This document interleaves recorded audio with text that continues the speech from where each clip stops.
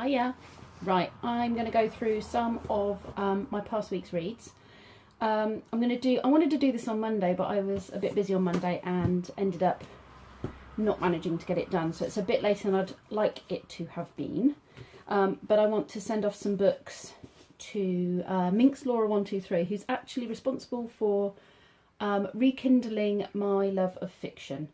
I used to read a lot. I think I probably said this in the last book reads video that I've done, that I really enjoyed reading sort of through my late teens when I was at college. Spent a lot of time kind of engrossed in books. I don't know, life just kind of got in the way, had kids, just stopped reading. I've gone through all my Terry Pratchett's recently, really enjoyed those. Done them all now, come out the other side, and have been a bit stuck really, and have been reading more non-fiction, sort of nature-based books, which have been great, but they're not as light reading, are they? I mean, to be fair, they're not. You have to sit, you have to kind of really focus on what's going on, and reread bits to understand it, and that's a bit hard going for everyday reading. So I've been getting books from the charity shop. So if I start with, so this is since last Monday, not the Monday of this week, but the Monday previous. This is what I've been reading. So let me see, where was I? I was reading this one. So when I spoke to you in my last reads video, I was reading this one. Not something that's normally the kind of book I would read, not really in my comfort zone, but thought I'd give it a go. It was good. I mean, it was good. It's kind of set in the future. But not so far in the future that it's totally unlikely to happen, which makes it interesting, because you kind of think this could happen. Some of these things could happen, and we're probably not that far off of it. And it's kind of the moral implications behind cloning. And I thought it would be more to do with this cloning, but actually there's a deeper story behind it.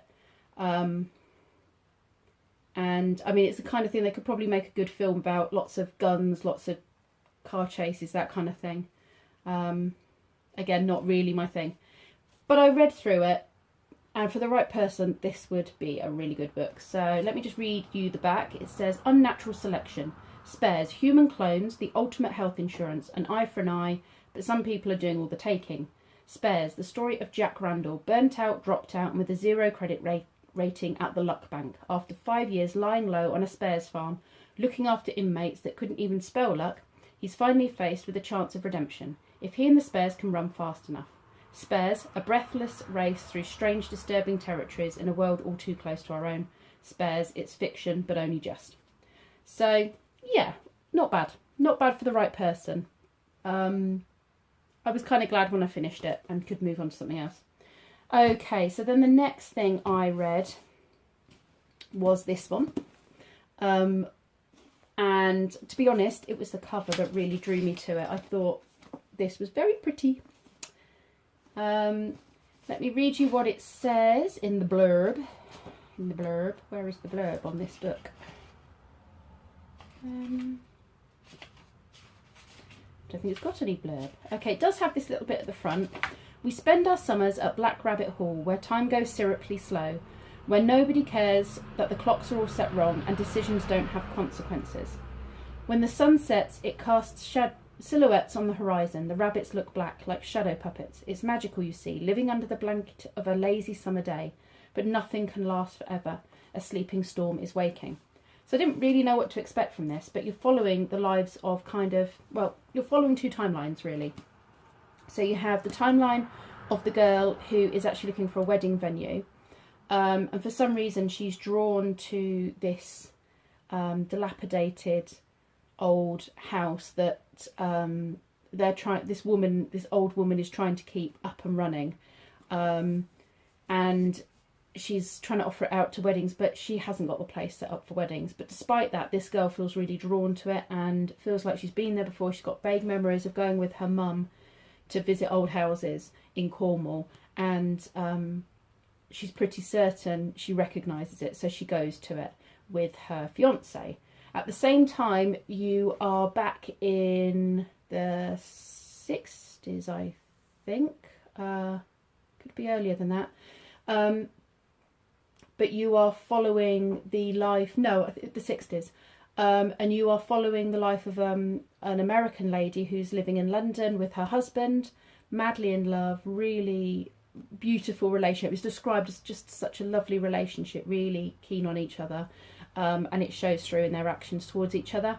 And the children, 4 children. So there's twin boy and girl, who are the oldest, and then a lad, and then their little sister.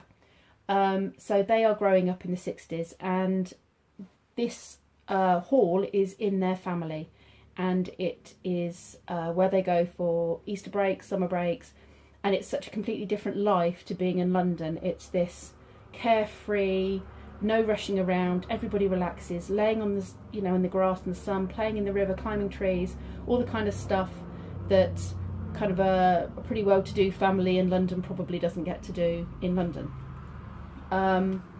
And so it tells you those 2 stories of those 2 characters, or those 2 sets of characters. And as you go through, you start to learn the tragedies that start happening to this family in the 60s.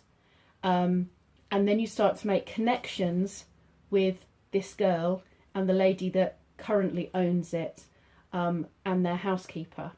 And it intertwines. At one point I thought I'd worked out how this girl was connected to the home, and without giving too much away, there was a moment when a complete twist was thrown in, and I'm thinking, no, that's not the case, and had to rethink again.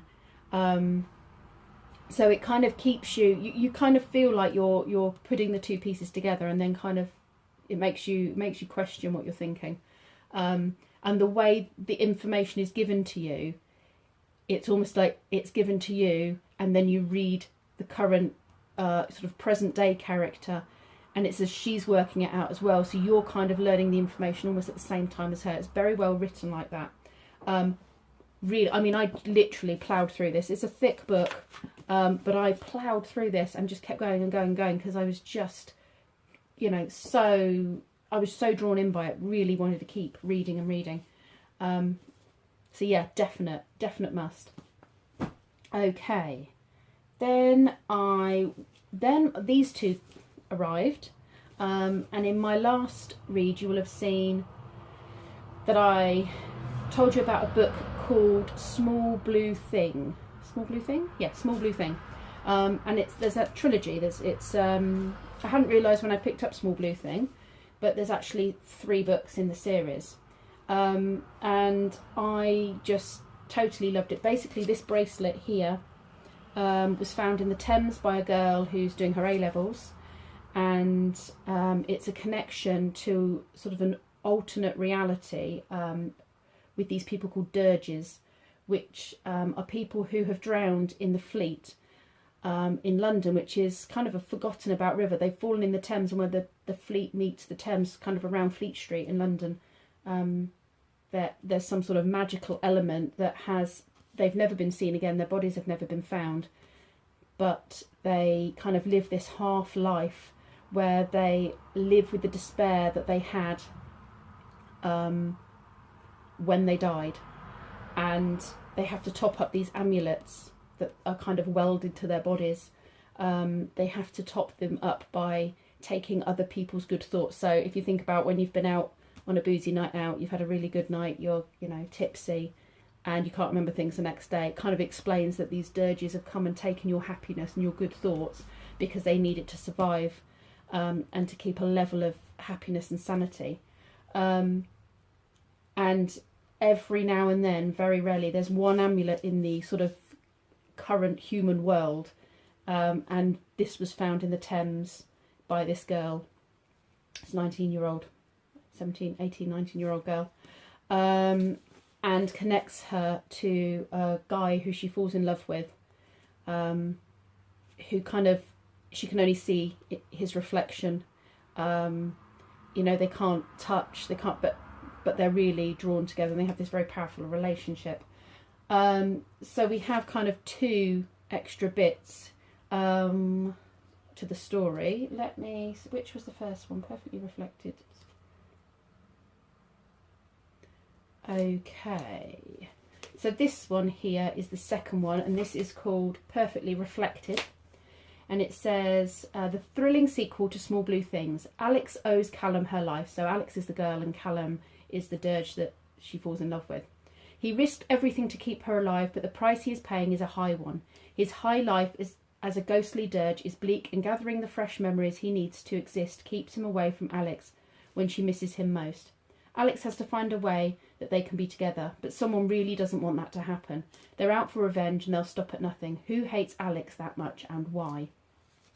So she becomes the victim of some really nasty, I'd say bullying, but actually it's well beyond bullying. It's stalking, it's aggression, violence towards her. And, you know, who is doing this and why are they doing it? And how can she stop it? So there's that one. And then it goes on to this one, the exhilarating conclusion to the Small Blue Things trilogy. Alex and Callum's worlds are separate, but tantalisingly close. She's just an ordinary girl and he's a ghostly dirge, a drowned soul locked in a half-life of misery. But after everything she's been through, Alex thinks she knows how they can be together forever. So she wants to bring him over to the human side, and that's kind of the element that comes through the whole thing, is finding some way that he can come over and be human. And that's what she wants, isn't it?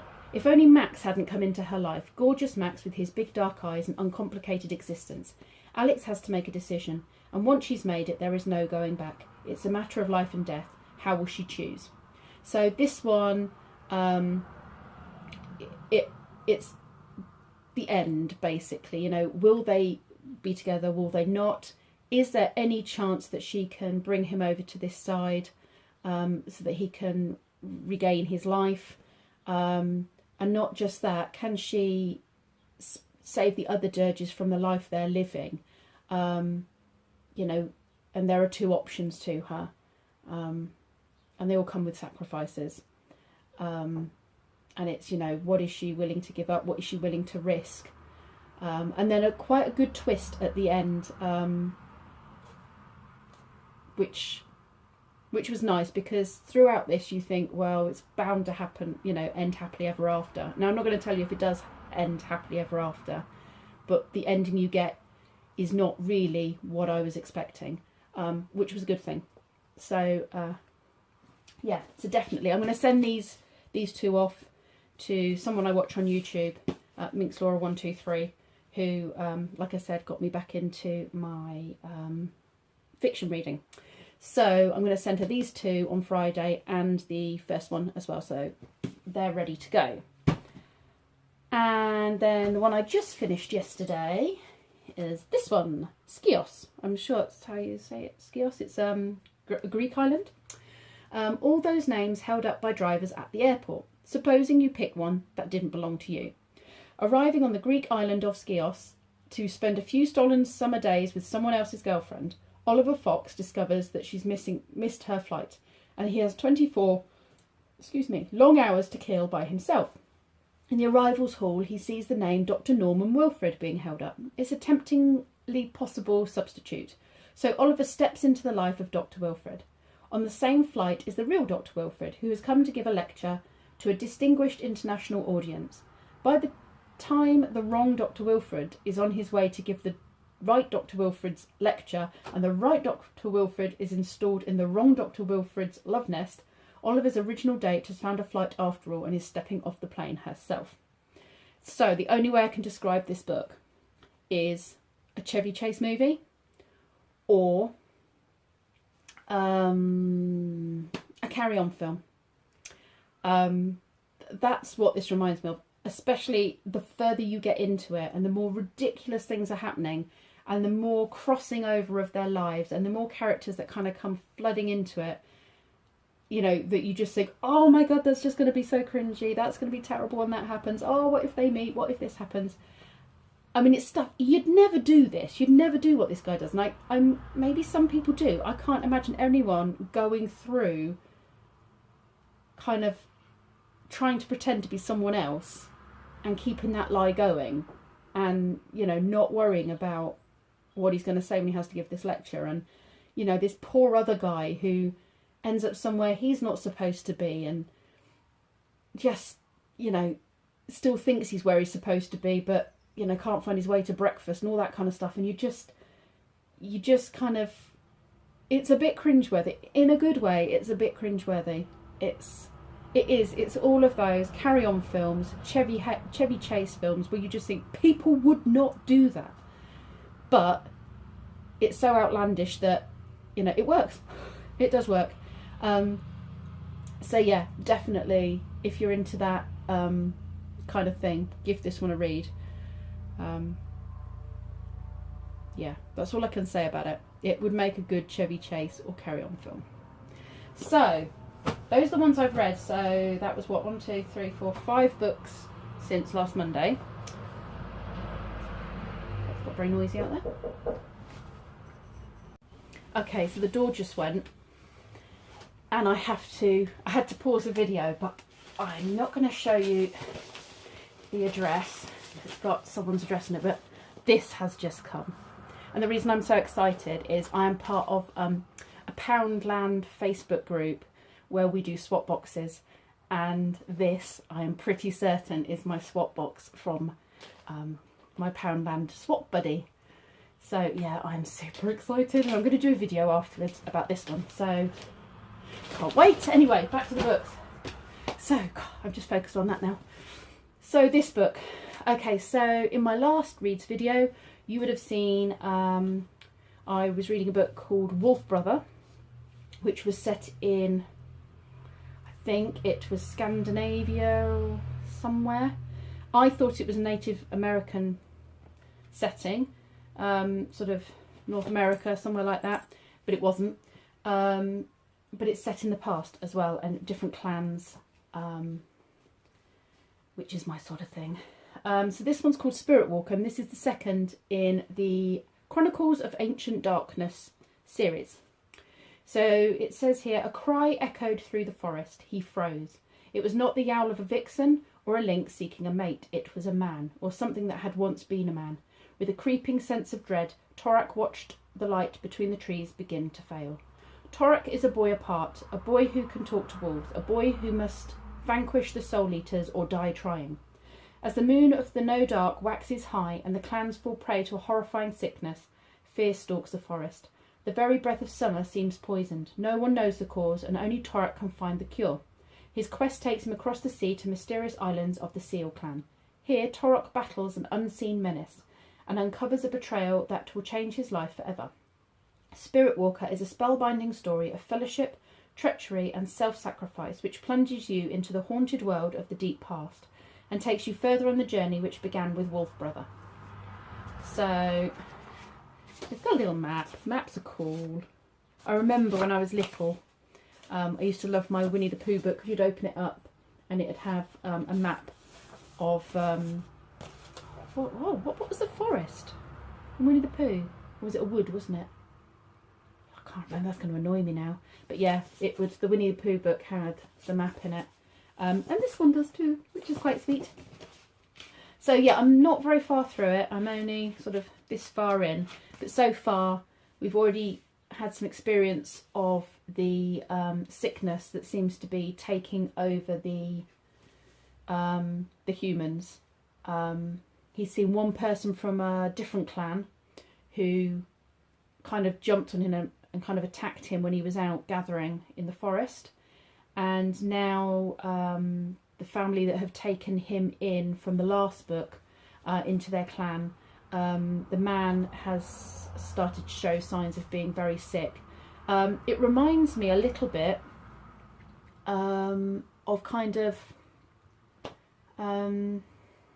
what's the word I'm looking for? Rabies type, you know, they kind of foam at the mouth, kind of a madness sort of takes over, and so it kind of has that element of kind of a rabies type fever, and I'm wondering if that might have something to do with it. But there's also this kind of mangy type thing. Their skin starts to go yucky and they start to pull their hair out and they get sort of crispy scabs. It sounds gross. I mean, you know, they describe it and it's really sickening. But just from the short bit I've read so far, I really think that this is going to really, it's going to be as good as the last one, definitely. I've handed the first one of these, I've passed on to my friend's daughter, who is nearly 12. The homeschool family that live near me. She is really into her wolves and dogs, and so I popped over on Monday and had a quick cup of tea with them, and she was showing me all her wolf books, and it just suddenly made me think that actually this would be the kind of book that she might really enjoy. So I've passed the first one on to her, and if she gets on well with it, then I'll pass these ones on to her when I've finished. But yes, definitely if you see this series in charity shops or, you know, anywhere like that, I got these ones, this one and the next one. I've got the third one in the series as well in the cupboard, and I have got them from Amazon, from one of these. I think you pay something like £2.50 and free postage, or you pay a penny and it's £2.49 postage or something. So yes, definitely recommend this Darkness Chronicles, definitely recommend that. Okay, those are my reads for the past week and what I'm currently reading now. I hope it was interesting. If any of those are of any interest to you, or you, I mean, I'm happy to send a book out if any of those take your fancy, because otherwise they're going to end up in the charity shop, because once I've read them, I'm not going to read them again. So yeah, just click me a little comment. And now I'm just going to turn this off and I'm going to open my box online. And then I'll have 2 videos to post up later. So I'm so super excited. Right, okay. Thank you for watching. Yeah, subscribe, comment, like the usual. Bye.